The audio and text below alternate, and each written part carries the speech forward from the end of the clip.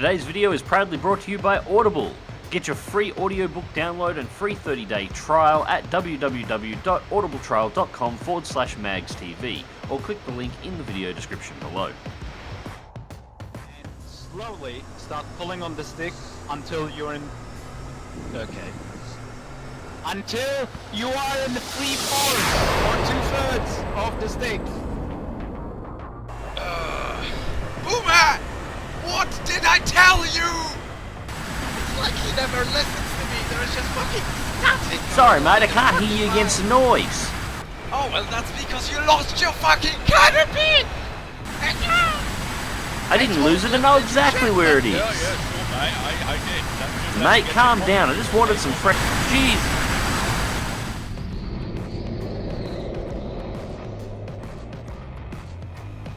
G'day ladies and gents, and welcome back to DCS World with Mags, and I hope you enjoyed the intro there by Mad End. He's a fantastic artist that does all of the Boomer artworks here on MagzTV. His link to his channel is in the video description below. So it's finally here. This aircraft has been requested so many times on the channel. Today we're taking out the fish bed, the MiG-21bis. And this aircraft has quite the history. It was first introduced in 1959. It has served in more than 60 countries, and it is still in active service today in some of them. With over 11,000 units built, it is the most heavily produced supersonic aircraft ever. And with a production run from 1959 to 1985, it has the third longest production run of any combat aircraft as well. So with a line of titles like that, why hasn't the MiG-21 made it on my channel before? Well, largely it's because I don't really like doing combat in it. MiG-21 is a plane that I really enjoy flying, but I've never really enjoyed fighting it. But I think a big part of that has always been, it's never had the right dance partner. The MiG-15 has the F-86 Sabre. The D9 and the K4 have the Spitfire and the Mustang. The modern aircraft have other modern aircraft to fight, but the MiG-21 has always been missing its dance partner in DCS, and that dance partner is the F-4 Phantom.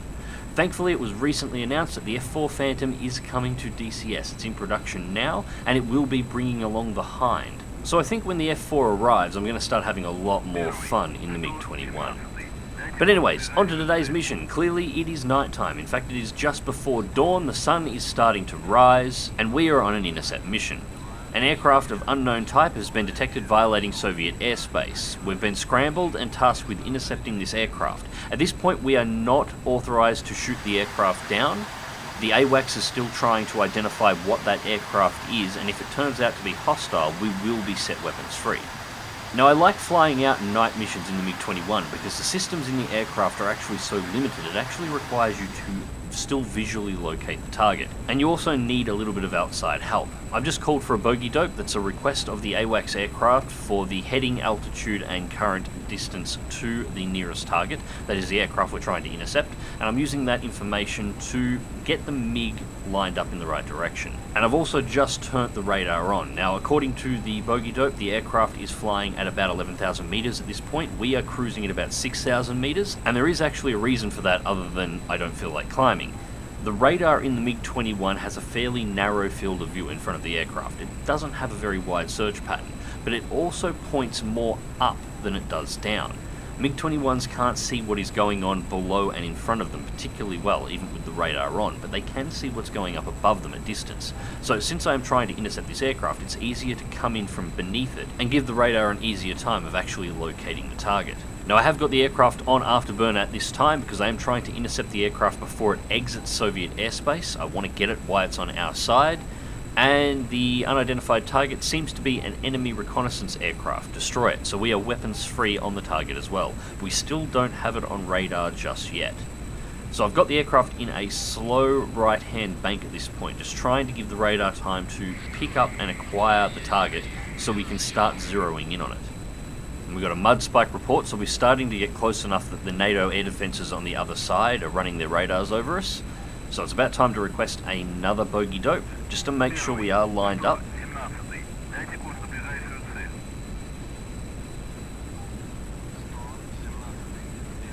It's still at the same altitude, about 45 kilometers out, so we should be coming up on it very soon. And we've just gone supersonic. We're in a little bit of a rush now. If NATO air defences are running their radars over us, they know we're here, which means chances are the aircraft we're trying to intercept also knows we're here. And there it is, we have it on radar, and it is directly ahead, and it will be above us slightly. So, at this point we have to start scanning the sky. Now, the bore sight for missile release on the MiG-21 is also very small. It's about the size of the gun sight that you actually see in the centre of the heads-up display. So we do need to visually acquire this aircraft if we're going to put the gun sight over the top of the target and actually be able to get a lock to begin with. And we can just see it now. I'm not sure how well this will come through on the video, but for those looking for it, just between the top of the gun sight in the centre of the HUD and the top of the forward window, you'll see a very fine white line with a little star in front of it. Stars don't move flat sideways. What we're seeing there is the glow from the engine exhaust of whatever this aircraft is. It is on full afterburn at this point, trying to run out of Soviet airspace, so it's just given away its location. But we're not quite close enough just yet to be able to hit it. So for the moment I'm just keeping it in the centre of the HUD so I can keep an easy track on it. I don't want to lose it, and just glancing down at the radar over and over again just to watch exactly how far it is away. I'm just checking it for range, and as soon as it's close enough I'll go for missile lock and release, hopefully before it makes the border. And we are almost there, and that is close enough. So bring it up, and there we go. We've got a lock, got tone, missile away. We'll just keep the track on just in case we have to release a second missile. Boom. Got him. You can see the debris forming. And judging by the fact that we're still over the mountain range at this time, we are still inside of Soviet airspace, so he did not escape at all. And there's barely any debris. God, whatever it was, we just completely blew it to shrapnel. Anyways, from here, wide bank away, we were only sent out to intercept that one aircraft, so it is time to return to base. That being said, I am not going to be backing off on the engines just yet. We are very close to the NATO border. We know that their SAM sites are able to run over us at this point in time. We are close enough for that. And they did just watch one of their aircraft get blown to shrapnel by us. So I would like to put at least a little bit of space between me and their weapon systems before I start pulling back on the throttles. Thankfully, we haven't got too much of a fuel issue here. We are carrying an external tank. We are burning through fuel rather heavily, but I'm avoiding using the second afterburner, so we are fine. The MiG-21 actually has two afterburners. It has the main one, like most planes would have, and then it has a second switch that you can flit on the forward console that just pumps more raw fuel into the engine and makes it go faster. And then this happened. This is not me backing off on the throttles, by the way. The MiG-21 does not like negative Gs. In fact, negative Gs tends to cut the fuel off to the engine. I just stalled the MiG-21 trying to put some distance between NATO airspace and myself. Thankfully, it does have a handy little air start option, and we were at nearly supersonic speeds when we suffered the engine failure. So, just letting it spool back up. Once it gets above about 6,000 RPM on just military power, the engine should fire up, although we are getting awfully close to these mountains here. And there we go, the engine is now relit. And that is the altitude warning. So the rest of the flight home for this particular mission was relatively uneventful after we got the engine restarted. It's a good thing we were moving at high speeds. The engine relight on the MiG-21 requires the aircraft to be moving forward at a high enough speed to actually spin the turbines for the engine to actually get the revs up in order to ignite the engine. If you're running at slow speeds and suffer an engine failure and you're at low altitude, it's eject from the plane territory. You will not have enough space to be able to get the engine relit. So we flick the radars off, because otherwise the radar will start screaming at us as we come into land, and I'm going to line up to put the MiG-21 down. Landing the MiG-21 is interesting.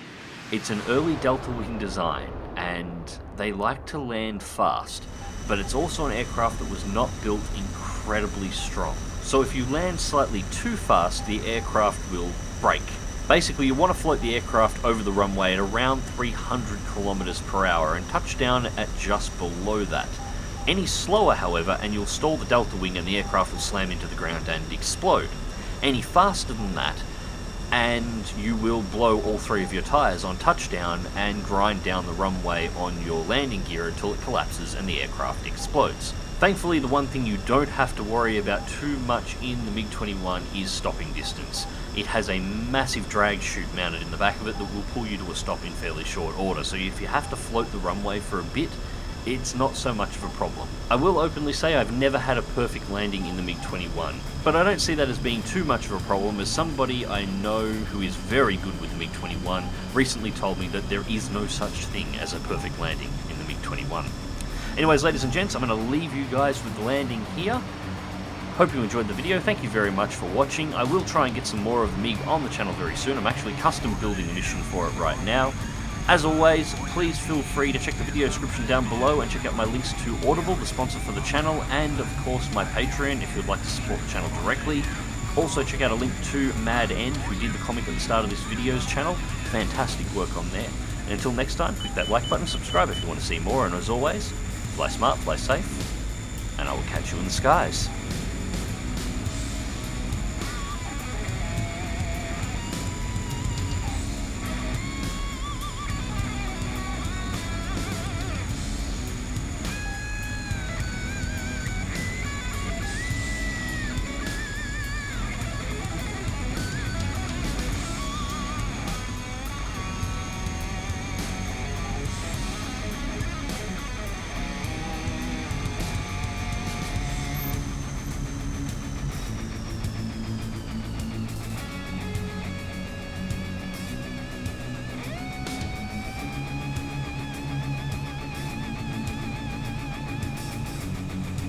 Hello, MagzTV.